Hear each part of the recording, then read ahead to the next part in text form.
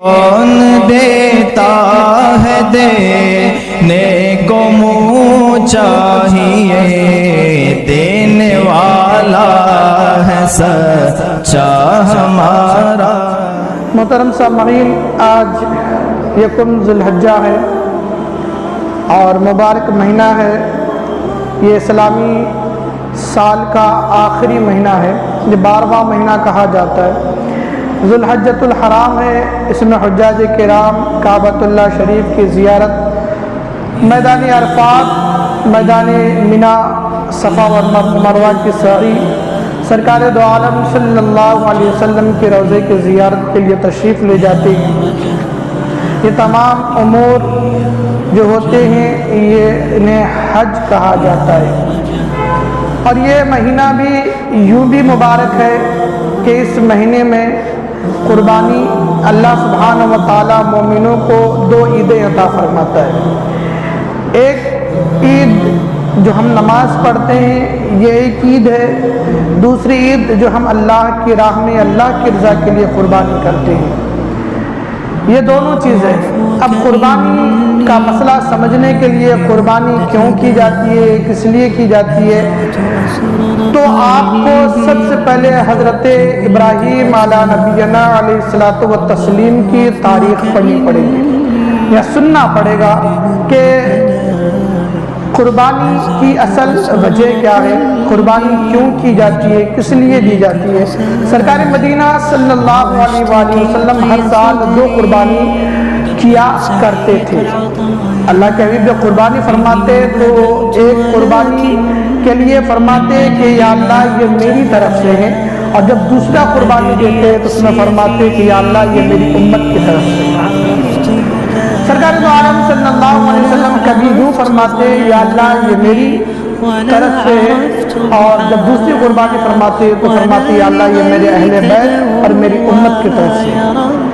تو سرکار دو عالم صلی اللہ علیہ وسلم نے ہر محاذ پر، ہر لحاظ پر، ہر مقام پر، ہر جگہ پر اللہ نے اپنے امتی کو یاد فرمایا، اور صحابہ کرام رضوان اللہ تعالی علیہم اجمعین نے عرض کیا رسول اللہ یہ قربانی کیا ہے، تو سرکار دو عالم صلی اللہ علیہ وسلم نے ارشاد فرمایا سنت ابیکم ابراہیم، فرمایا کہ یہ تمہارے باپ حضرت ابراہیم علیہ السلام کی سنت ہے قربانی کرنا۔ ویسے سرکار مدینہ صلی اللہ علیہ وسلم کی سنت بھی ہے قربانی، مگر حضرت ابراہیم علیہ السلام کے ذکر کو باقی رکھنا تھا، اس لیے اللہ کے حبیب نے فرمایا سنت ابیکم ابراہیم، یہ تمہارے باپ حضرت ابراہیم کی سنت ہے۔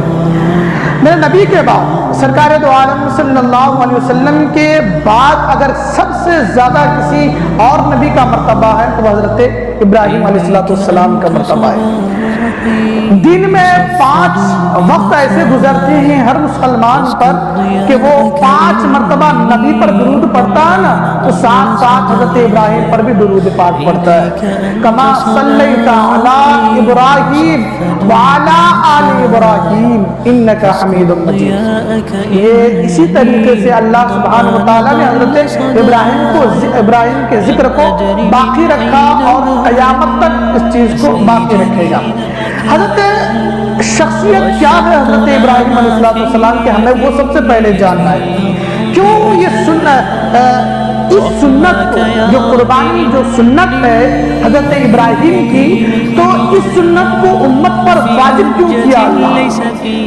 اس سنت کو امت پر واجب کیوں کیا؟ اس کا پس منظر کیا ہے، کیوں کیا، کیا وجہ تھی؟ تو سب سے پہلے آپ کو شخصیت حضرت ابراہیم علیہ السلام کی جاننی پڑے گی کہ حضرت نوح علیہ السلام سے تقریباً 1600 سال 1600 ایئرس کے بعد، اور حضرت عیسیٰ علیہ السلام سے 2300 سال پہلے حضرت ابراہیم علیہ السلام کی ولادت ہوئی ہے۔ اب یہ سن 21ویں صدی چل رہی ہے، 2022 چل رہا ہے۔ حضرت عیسیٰ علیہ السلام کو 2000 سال یہ ہو گئے، اور حضرت عیسیٰ علیہ السلام سے 2300 سال پہلے حضرت ابراہیم علیہ السلام کی ولادت ہوئی۔ تقریباً 4500 سال سے حضرت ابراہیم کا تذکرہ چلتا آ رہا ہے۔ ایک ہم ہیں، 2 پشت گزر جانے کے بعد ہمارا تذکرہ نہیں ہوتا، 2 پشتیں گزرنے کے بعد، 3 پشتیں گزرنے کے بعد ہمارا تذکرہ نہیں ہوتا، ہماری اولاد ہمارا ذکر نہیں کرتی۔ یہ ابراہیم ہے جن کا 4500 سال گزر چکے ہیں، پھر بھی امت سے کوئی رشتہ نہیں، کوئی رشتہ داری نہیں، پھر بھی امت حضرت ابراہیم کا تذکرہ کرتے ہوئے نظر آ رہی ہے۔ اور اللہ نے حضرت ابراہیم کے تذکرے کو باقی رکھا ہے، اور جب اللہ باقی رکھے فَاذْكُرُونِي أَذْكُرُكُمْ، اللہ سبحانہ و تعالیٰ نے اپنے پیارے پیغمبر حضرت ابراہیم علیہ السلام کے ذکر کو قیامت تک کے لیے بلند فرما دیا۔ حضرت ابراہیم علیہ السلام ایک ایسی شخصیت ہے، اللہ قرآن پاک میں دوسرے پارے میں ارشاد فرماتا ہے، سورۃ البقرہ کی آیت ہے وَلَنَبْلُوَنَّكُمْ بِشَيْءٍ مِّنَ الْخَوْفِ وَالْجُوعِ وَنَقْصٍ مِّنَ الْأَمْوَالِ وَالْأَنفُسِ وَالثَّمَرَاتِ۔ اللہ اپنے محبوب بندے کو، جسے محبوب رکھتا ہے، آج تو ہم پریشانیوں میں گھبرا جاتے ہیں، اگر کچھ زیادہ مصیبت آ گئی، اور یاد رکھیے اللہ اپنے بندے کو اتنی ہی مصیبت دیتا ہے جتنا وہ مصیبت اٹھانے کے لائق ہوتا ہے۔ اب یاد رکھیے، مصیبت اگر انسان کو دیکھیے، اگر کہیں ایکسیڈنٹ ہو جاتا ہے، زخمی گہرا زخم آ جاتا ہے انسان کے اندر، تو جتنی اس کو برداشت کرنے کا مادہ ہوتا ہے انسان کو اس درد اور تکلیف کو، اتنی دیر تک وہ برداشت کرتا ہے، اور جب برداشت سے باہر ہو جاتا تو وہ بے ہوش ہو جاتا ہے۔ اللہ اپنے بندے کو نا تکلیف نہیں دینا چاہتا ہے، جتنی اس کی صلاحیت ہوتی ہے مصیبت کو اٹھانے کی، اتنی دیر تک وہ اٹھاتا ہے، اور جب وہ اٹھانے سے اب اس کے قابل نہ رہا، لائق نہ رہا، اب شدت بڑھ رہی ہے، تو اللہ بے ہوش فرما دیتا ہے، کیونکہ بندے کو بے ہوشی میں تکلیف کا احساس نہیں ہوتا ہے۔ تو اللہ سبحانہ و تعالیٰ قرآن مجید میں ارشاد فرماتا ہے وَلَنَبْلُوَنَّكُمْ بِشَيْءٍ مِّنَ الْخَوْفِ وَالْجُوعِ وَنَقْصٍ مِّنَ الْأَمْوَالِ وَالْأَنفُسِ وَالثَّمَرَاتِ، اللہ فرماتا ہے ہم ضرور تمہیں آزمائیں گے۔ کس کو؟ ہر انسان کو، ہر شخص کو۔ اللہ اپنے جسے محبوب رکھتا ہے اسے بھی، جو گنہگار ہے اسے بھی، اللہ ہر بندے کو آزمائے گا۔ اللہ فرماتا ہے ہم ضرور تمہیں آزمائیں گے، من الخوف، خوف دے کر، ونقص من الاموال والانفس والثمرات، تمہارے مال چھین کر، والانفس والثمرات، تمہارے عزیز تمہارے رشتہ داروں کو تم سے چھین کر، اور تمہیں جو نعمتیں مل رہی ہے کھانے کے لیے، رزق کو چھین کر ہم تمہیں آزمائیں گے۔ ہم تمہیں کبھی تمہارا بیٹا لے لیں گے، ہم دیکھیں گے کہ تم کتنے صابر ہو، ہم تمہارے نزدیک، تمہارے سامنے ہم تمہارے نفس پر ایک ایسی آزمائش میں ڈالیں گے تمہارے نفس کو، ہم دیکھنا یہ چاہیں گے کہ تم کتنے بڑے صابر ہو۔ اللہ فرماتا ہے ہم تمہیں بھوکا رکھ کر کبھی آزمائیں گے کہ تم کتنے بڑے صابر ہو۔ ان اللہ مع الصابرین، جو ان تمام چیزوں میں کامیاب ہو گیا اللہ صابروں کے ساتھ ہے۔ یہی چیز حضرت ابراہیم علیہ السلام، اللہ نے آزمائش میں حضرت ابراہیم علیہ السلام کو ڈالا، ابراہیم علیہ السلام کو اللہ نے آزمائش میں ڈالا۔ وہ 3 آزمائش ہے، ایک ہے فکر و نظر، دوسرا ہے ارادہ، اور تیسرا ہے یقین۔ یہ 3 آزمائش میں اللہ نے حضرت ابراہیم علیہ السلام کو آزمایا۔ یہ 3 چیزیں، فکر و نظر، سوچ پہ، دوسرا ہے ارادے پہ، اور تیسرا یقین پر۔ فکر و نظر حضرت ابراہیم علیہ السلام کی کیا ہوئی؟ جب حضرت ابراہیم علیہ السلام 12 سال تک تقریباً جنگل میں پرورش پائی، کیونکہ نمرود کو معلوم ہو چکا تھا کہ اس کی سلطنت کو ختم کرنے کے لیے ایک ایسا بچہ پیدا ہونے والا ہے جو اس کی سلطنت کو تباہ و برباد کر دے گا۔ حکم جاری کر دیا کہ اس سال جتنے بھی بچے، عورتیں حاملہ ہیں، اگر وہ بچے کو جنیں گی، یعنی لڑکے کو جنم دے گی، تو بچے کو مار دیا جائے۔ حضرت ابراہیم علیہ السلام کی والدہ محترمہ کو جب یہ خبر ہوئی تو حضرت ابراہیم علیہ السلام کی والدہ محترمہ جنگل میں ایک پہاڑ کے کھو میں گئی، سرنگ میں گئی، اور وہاں پر جا کر حضرت ابراہیم علیہ السلام کی ولادت ہوئی۔ 10-12 سال تک حضرت ابراہیم علیہ السلام اسی جنگل میں پرورش پاتے۔ کئی دن گزر جاتے، ان کی والدہ شہر آتی، پھر جنگل میں جانا کا کوئی راستہ نظر نہیں آتا، تو فرماتے ہیں کہ حضرت ابراہیم علیہ السلام کو دودھ کہاں سے ملتا؟ فرماتے ہیں کہ حضرت ابراہیم علیہ السلام اپنا انگوٹھا چوستے، اسی سے دودھ اللہ سبحانہ و تعالیٰ نمودار فرماتا تھا۔ انگوٹھا چوستے حضرت ابراہیم علیہ السلام اور اسی سے دودھ نکلتا، تقریباً 10 سے 12 سال جنگل میں آپ نے گزارا۔ جب بالغ ہوئے، جب شہر کی طرف آئے تو دیکھا کہ کوئی چاند کو پوج رہا ہے، کوئی سورج کو پوج رہا ہے، کوئی انسان کو، کوئی گائے، کوئی بیل، کوئی بکری، کوئی طرح طرح کی قسم کی چیزوں کو لوگ پرستش کر رہے ہیں، معبود مان رکھے ہیں، کوئی سمندر کو، کوئی دریا کو، کوئی صحرا کو، کوئی روانی کو، کوئی کسی اور، کوئی آگ کو، ان تمام چیزوں میں لوگ سب یہ ہیں۔ اسی میں حضرت ابراہیم علیہ السلام کے ایک چچا تھے آزر، وہ بھی بت پرست تھے، بتوں کو بیچا کرتے تھے اور بتوں کو معبود مانا کرتے تھے۔ جب دیکھا حضرت ابراہیم علیہ السلام نے تو کہا کہ تم اس سورج کو اپنا معبود مانتے ہو، تم اس سورج کو، چاند کو اپنا خدا مانتے ہو، جو رات ہونے پر نکل آتا ہے، صبح ہونے پر ڈوب جاتا ہے۔ یہ بھی خدا ہو سکتا ہے؟ خدا کبھی ڈوبتا نہیں، وہ چمکتا ہے، وہ ہمیشہ چمکتا رہے گا۔ جب سورج کو دیکھا کہ سورج تو ڈوب جانے والا ہے، رات ہوتی ہے، کہتا ہے کہ یہ تو ڈوب گئے، یہ میرا خدا نہیں ہو سکتا۔ جب ستارے نکل آئے تو حضرت ابراہیم علیہ السلام کہا یہ خدا ہے، صبح کو بھی ستارے میں گئے، کہا کہ یہ بھی خدا نہیں ہو سکتا۔ غرض کے تمام باطل عقیدوں کا حضرت ابراہیم علیہ السلام نے بالغ ہونے کے بعد مقابلہ فرمایا، اور اس قدر زور و شور سے مقابلہ فرمایا کہ قرآن کریم میں اللہ سبحانہ و تعالیٰ نے ان کے واقعات کو بیان فرما دیے۔ کئی واقعات متعدد جگہ پر قرآن پاک میں حضرت ابراہیم علیہ السلام کے تذکرے ملتے ہیں۔ اللہ نے قرآن پاک میں آیت اتاری ہے، اور اللہ سبحانہ و تعالیٰ نے تو ایک سورہ ہی حضرت ابراہیم علیہ السلام کے نام کر دیا ہے، حضرت سورہ ابراہیم۔ یہ سورہ ہی اتار دیا اللہ سبحانہ و تعالیٰ نے حضرت ابراہیم کے نام کے اوپر۔ حضرت ابراہیم علیہ السلام اس دور میں آنکھیں کھولے جب لوگ جانوروں کی پوجا کرتے تھے، پتھروں کی پوجا کرتے تھے۔ حضرت ابراہیم علیہ السلام کو دربار میں نمرود نے بلایا، نمرود کے دربار میں حاضر ہوئے، اور نمرود نے کہا کہ تم میرے علاوہ کسی اور کو خدا مانتے ہو، تمہاری جرت کیسے ہو گئی؟ میرے علاوہ کسی اور کو خدا ماننے کی تمہیں ہمت کیسے ہو گئی؟ حضرت ابراہیم علیہ السلام نوجوانی کے عالم میں ہے اور خطاب فرما رہے ہیں دربار نمرود میں۔ دربار نمرود ہے، بادشاہ کا دربار ہے، جس میں بڑے بڑے رعایا کے لوگ بیٹھے ہوئے ہیں، بڑے بڑے وزراء، مشیر بھی بیٹھے ہوئے ہیں۔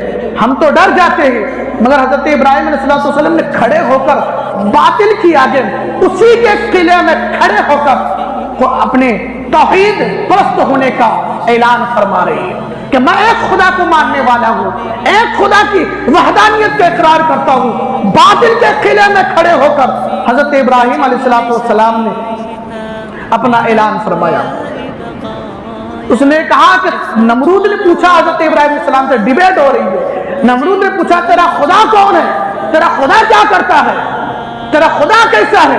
تو حضرت ابراہیم علیہ السلام نے ارشاد فرمایا میرا خدا وہ ہے جو زندوں کو مارتا ہے اور مردوں کو حیات بخشتا ہے۔ کیا فرماتا ہے؟ میرا خدا وہ ہے جو زندوں کو مارتا ہے، جو زندوں کو مارتا ہے اور مردوں کو زندگی دیتا ہے۔ جب حضرت ابراہیم علیہ السلام کا یہ کہنا تھا، نمرود اتنا بڑا بے وقوف تھا، اپنے جیل سے قیدی کو بلاتا ہے جس کو سزائے موت کی سزا سنا چکے، اس کو بلاتا ہے اور کہتا ہے تیری سزا کیا ہے؟ فلاں سزا ہے، تجھے سزائے موت کا حکم ہو چکا ہے؟ کہا جی ہاں، آ لے میں تجھے آزاد کر دیتا ہوں۔ ایک بے قصور بوڑھے کو بلاتا ہے، بے قصور بوڑھے کو بلاتا ہے اور اس کو جلاد کو حکم دیتا ہے کہ اس کو قتل کر دیا جائے۔ جس کو سزائے موت دینی تھی اسے آزاد کر دیا، بیچارہ بوڑھا تھا اسے موت کے گھاٹ اتار دیا۔ بے وقوف حیات اور موت اسی کو سمجھ رکھا تھا۔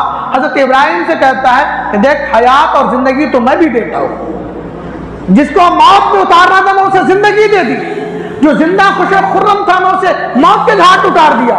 حضرت ابراہیم علیہ السلام سمجھ گئے کہ یہ بڑا بے وقوف ہے، یہ میں جس خدا کی بات کر رہا ہوں، جہاں جس منزل پہ لے جانا چاہتا ہوں، اس کی سوچ وہاں تک جانے کے لائق نہیں۔ تو پھر حضرت ابراہیم علیہ السلام نے دوسرا سوال کیا، فرمایا نمرود کہ میرا خدا وہ ہے جو پورب سے سورج کو اگاتا ہے، پچھم میں ڈبوتا ہے، اگر تو خدا ہے تو پچھم سے سورج کو اگا اور پورب میں ڈبا کے دکھا۔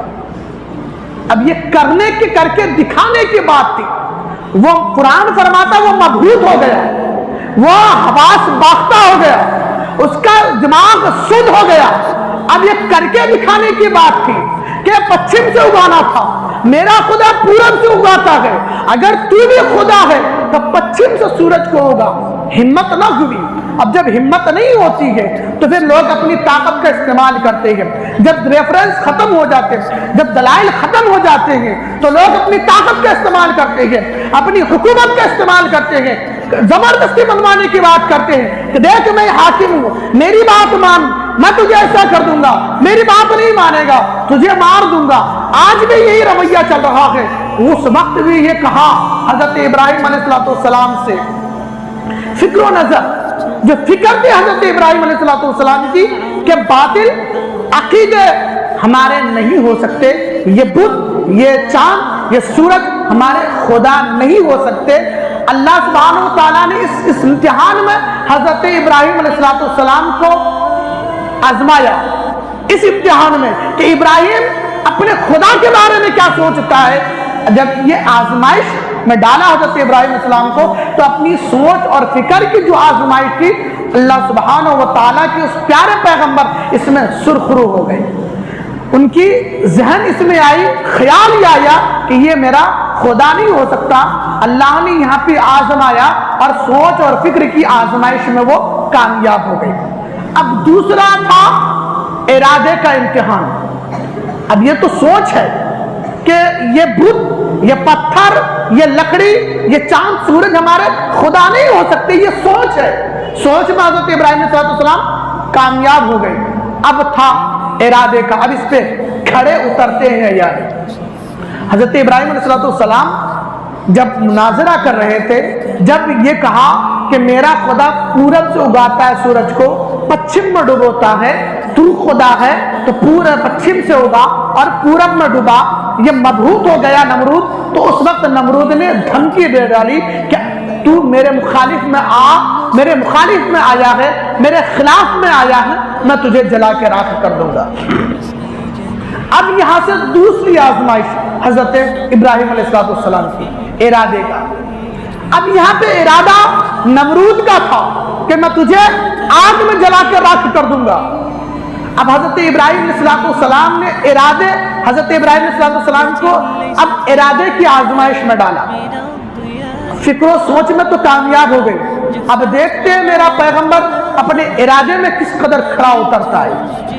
اب جب اس میں ڈالا تو 400 آدمی کا منجنیق بنایا گیا۔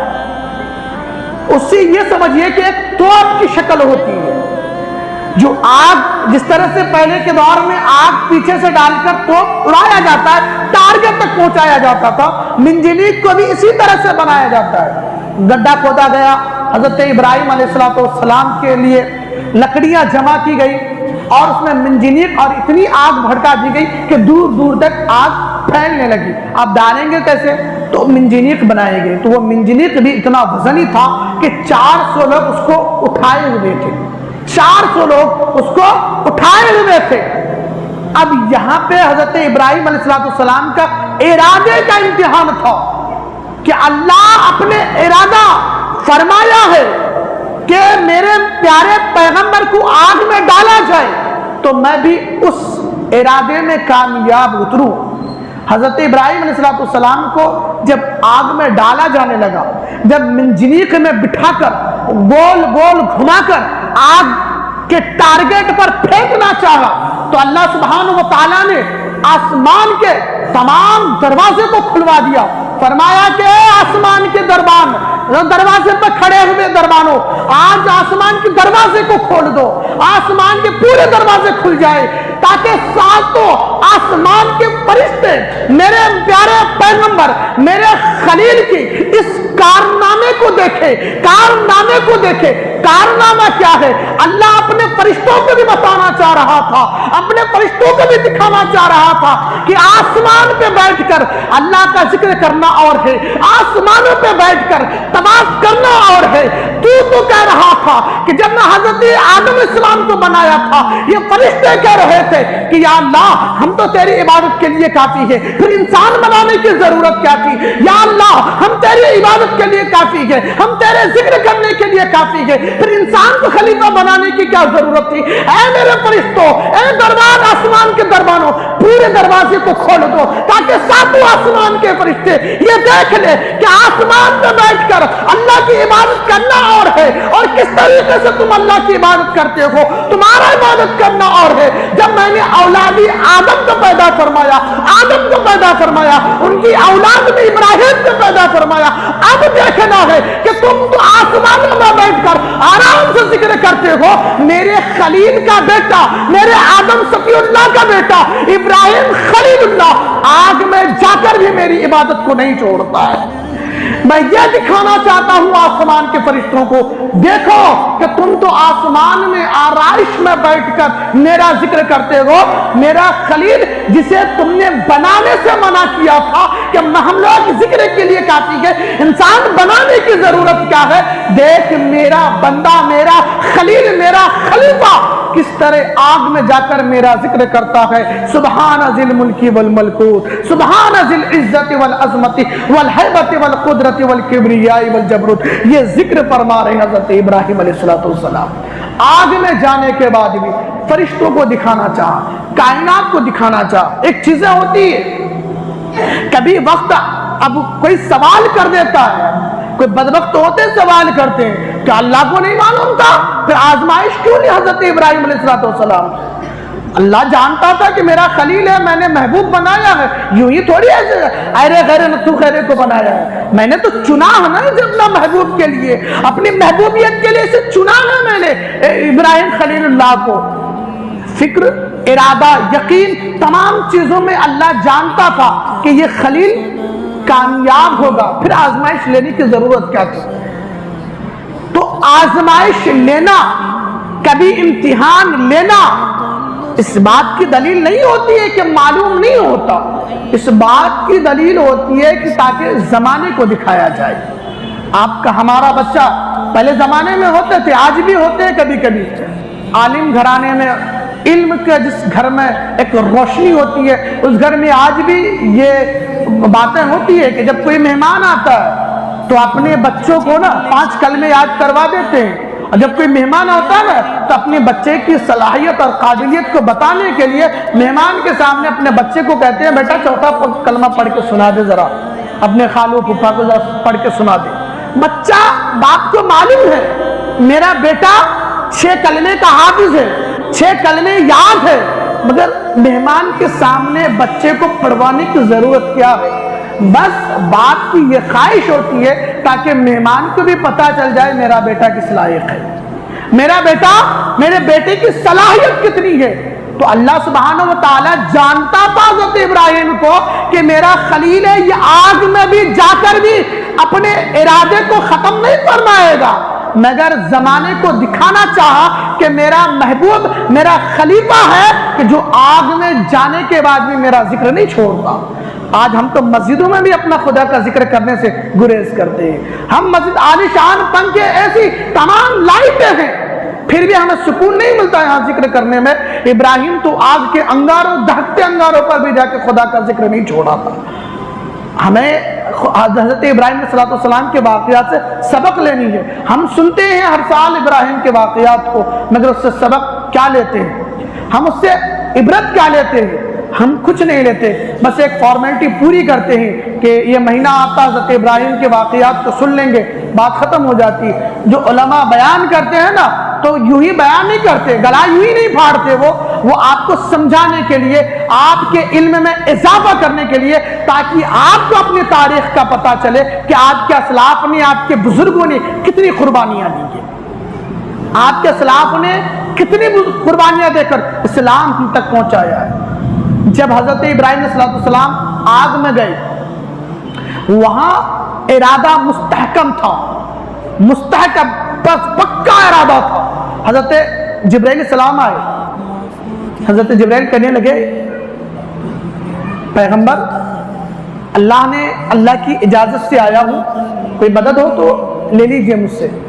ابراہیم علیہ السلام فرمانے لگے کہ مدد کیا لینا، جس خدا کو میری تمام کیفیت معلوم ہے، خدا عالم الغیب و شہادہ ہے، پوری کائنات کی ذرے ذرے کو جانتا ہے، میں کیا کر رہا ہوں، کہاں جا رہا ہوں، وہ خود جانتا ہے، پھر مدد پوچھنے کی کیا ضرورت ہے؟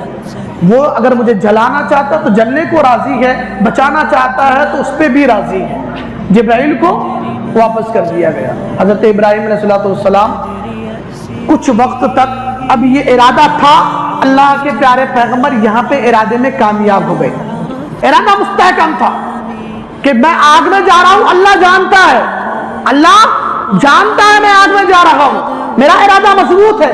اگر وہ جلانا چاہتا ہے جلنے کو راضی، بچانا چاہتا ہے وہ اس کی مرضی، دونوں صورتوں میں اللہ سے راضی ہوں۔ یہ دوسری آزمائش تھی، اب یقین تھا، اب یقین کامل۔ اب یہ دو آزمائش میں حضرت ابراہیم علیہ السلام کامیاب ہو گئے، سرخرو ہو گئے۔ اب تیسرا تھا یقین کا، یقین تھا کہ میں آگ میں جا رہا ہوں۔ حضرت ابراہیم علیہ السلام کا ارادہ تھا آگ میں جانا، اور یقین تھا کہ اللہ مجھے بچائے گا، یقین تھا کہ اللہ بچانے والا ہے، اللہ بچائے گا۔ حضرت ابراہیم علیہ السلام 40 دن تک تقریباً آگ کے انگاروں میں رہے، اور علماء فرماتے ہیں کہ آگ ٹھنڈی ہوتی پھر لکڑیاں ڈال دی جاتی، پھر آگ کو بھڑکا دیا جاتا، پھر آگ ٹھنڈی ہوتی پھر آگ لکڑیاں ڈال دی جاتی، آگ کو بھڑکا دیا جاتا، آگ کو بھڑکا دیا جاتا، اور وہ پھر آسمانوں سے باتیں کرنے لگتی۔ اسی طریقے سے 40 روز تک حضرت ابراہیم علیہ السلام اس آتش کدے میں رہے۔ اسی تو کسی نے کہا، وہاں پہ سوچتے ہیں کبھی کبھی کہ ہم یہ کام کریں یا نہ کریں۔ حضرت ابراہیم علیہ السلام جب حضرت جبرائیل سے گفتگو ہو رہی تھی، کسی نے، علامہ اقبال نے فرماتے ہیں کہ بے خطر کود پڑا آتش عشق، آتش نمرود میں عشق، عقل ہے مہ لبے تماشائے بام ابھی۔ فرماتے ہیں کہ عشق تو آگ میں کود پڑا، عقل یہ سوچ رہی تھی کہ جانا نہیں جانا، جانا نہیں جانا، مدد لینا نہیں لینا۔ یہ عقل کہہ رہی تھی کہ اللہ کی مدد لے لو، عقل کہہ رہی تھی جبرائیل کی مدد لے لو۔ عشق خدا کا عشق کہہ رہا تھا، خدا سے محبت کا تقاضا کہہ رہا تھا، آگ میں تو چلے جاؤ بچانے والا رہے، آگ میں چلے جاؤ بچانے والا رہے۔ یہ یقین تھا اللہ سبحانہ و تعالیٰ کے پیارے پیغمبرانہ شان سے 40 دن تک اس انگارے میں رہے، اس دہکتی آگ میں رہے۔ اللہ نے وہاں پہ فرمایا قلنا یا نار کونی بردا وسلاما علی ابراہیم۔ حضرت ابراہیم علیہ السلام آگ میں جا ہی رہے تھے، اللہ آگ کو مخاطب فرماتے ہیں، ہوا اللہ کی بارگاہ میں آتی ہے، کہتے یا اللہ تو مجھے حکم دے میں ایسی ہوا تیز چلاؤں کہ آگ کو ٹھنڈی کر دوں۔ پانی بارش کہنے لگی، اور میں کہنے لگی کہ یا اللہ تو مجھے حکم دے اتنی برس جاؤں کہ تیری ابراہیم پر آگ ٹھنڈی ہو جائے۔ اللہ سبحانہ و تعالیٰ نے فرمایا ضرورت نہیں ہے کسی چیز کی۔ اللہ نے آگ کو مخاطب ہو کے فرمایا یا نار کونی بردا وسلاما علی ابراہیم، اے آگ تیرے اندر وہ شخصیت جا رہی ہے، تیرے اندر وہ ذات جا رہی ہے، تیرے اندر وہ پیغمبر جا رہا ہے جس نے اپنی پوری زندگی میرے عشق میں گزار دی ہے۔ اب تیرا کام ہے اسے جلانے کی کوشش نہ کرنا۔ حضرت ابراہیم علیہ السلام آگ میں گئے، گلزار بن گئی، ٹھنڈی بن گئی۔ علماء فرماتے ہیں جس دن حضرت ابراہیم علیہ السلام کو آگ میں ڈالا گیا تھا، اس دن پورے علاقے کے چولہے میں جتنی آگ کی تپش تھی اللہ سبحانہ و تعالیٰ نے پوری سلب کر لی تھی۔ لوگ ہنڈیاں چڑھاتے تھے آگ جلا کر، आग गर्म नहीं होती थी, लोग हाथ डालते थे, आग जलाती नहीं थी, इतनी ठंडी हो गई थी आग। क्यों? कि अल्लाह ने आग को हुक्म दिया था, या ना रुकूनी बरदाऊं वो सलामन अला इब्राहिम, ये आग मेरे इब्राहिम पर ठंडी हो जा, सलामती वाली हो जा। पूरे इलाके की आग ठंडी हो गई थी, सलामती वाली हो गई। अब जब हजरत इब्राहिम अलैहिस्सलाम 40 दिन के बाद मोजिज़ाना तौर पर जब बाहर आए तो नमरूद को समझ जाना चाहिए था, अकल बेवकूफ समझा नहीं वहां पे। अब उसके बाद भी समझ जाना चाहिए था कि अगर लुहा डालो लुहा खत्म हो जाए एक दिन में। 40 दिन तक एक मिट्टी का पुतला बाहर निकल आता है, तो उस बेवकूफ को समझना चाहिए था कि ये कुदरत कौन सी है जो आग पर भी असर नहीं करती है। हजरत मगर क्या करे, उस इंसान को, उस शख्स को, नमरूद को अल्लाह के सामने झुकने से अगर किसी चीज ने रोका था ना, वो दौलत और हुकूमत का नशा था। आज भी हमारे हिंदुस्तान में, मुल्क में आज भी अगर कोई ताकत या कोई अगर हुक्मरानी आ जाती तो हम लोगों को न कीड़े मकोड़े समझते हैं, हम लोगों को अपने पाँव की जूतियां समझते हैं, हम लोगों को जंगली जानवर से बदतर समझते हैं। क्यों? कि हमारे पास दौलत का नशा है, हमारे पास शोहरत का नशा है, हमारे पास हुक्मरानी है, हुकूमत है।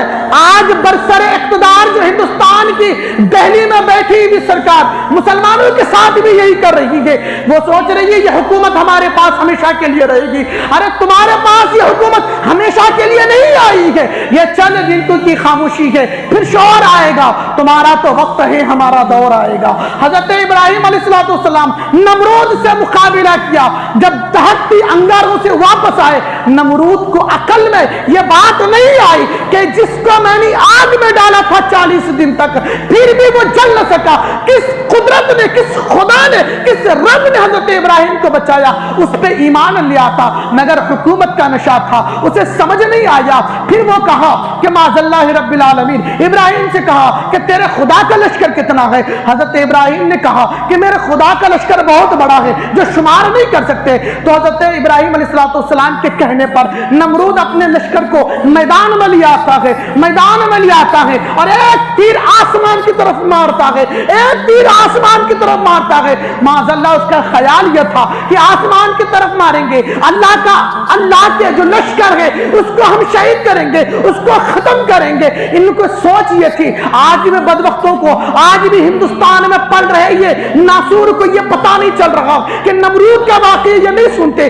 फिरौन का वाक़या ये नहीं सुनते, शद्दाद का वाक़या ये नहीं सुनते। इन्हें पता नहीं कि इस्लाम से टक्कर लेने वाले, बस अब इस्लाम पर उंगलियां उठाने वालों का हाल क्या हुआ है ये मुसलमान नहीं लेंगे। जब अल्लाह अपनी गैरत में आ जाता है, अल्लाह खुद अपने अलग लश्कर भेज कर अपना इंतकाम ले लेती है। जब काबा को ढाने के लिए आया तो अल्लाह सुब्हानहू व तआला ने अबाबील जैसे एक लश्कर को भेजा था। जब फिर हजरत इब्राहिम अलैहिस्सलाम से डिबेट करके, मुनाजिरा करके जब नमरूद मैदान में आया, जब तीर मारा आसमान की तरफ, तो वो सोचा कि मैं अल्लाह के लश्कर को खत्म करूंगा। मगर अल्लाह सुब्हानहू व तआला का करिश्मा देखिए, कुदरत देखिए, अल्लाह सुब्हानहू व तआला ने नमरूद के लश्कर के सामने कोई बड़ी फौज नहीं भेजी, जिन्नातों को नहीं उतारा, फरिश्तों को नहीं उतारा, या फिर रूहानी चीजों को नहीं उतारा, बल्कि अगर किसी चीज को उतारा है वो लगड़ा मच्छर था।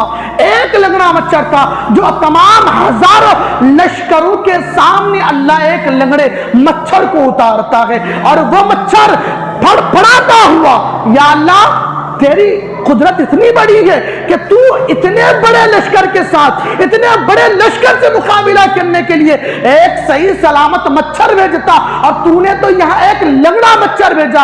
अल्लाह सुब्हानहू व तआला बताना यह चाहता है मेरी कुदरत पर उंगलियां ना उठा, अगर मैं जब इंतकाम लेने पे आता हूं तो एक लगड़ा मच्छर मेरी इंतकाम लेने के लिए काफी होता है। वो मच्छर, एक लंगड़ा मच्छर आया मैदान में, नमरूद के नाक के जरिए उसके मग़ज़ में पहुंचा और उसी मच्छर ने उस नमरूद का 40 दिन तक मग़ज़ खाता रहा और आखिर में वो जूते खाते खाते दुनिया से चला गया।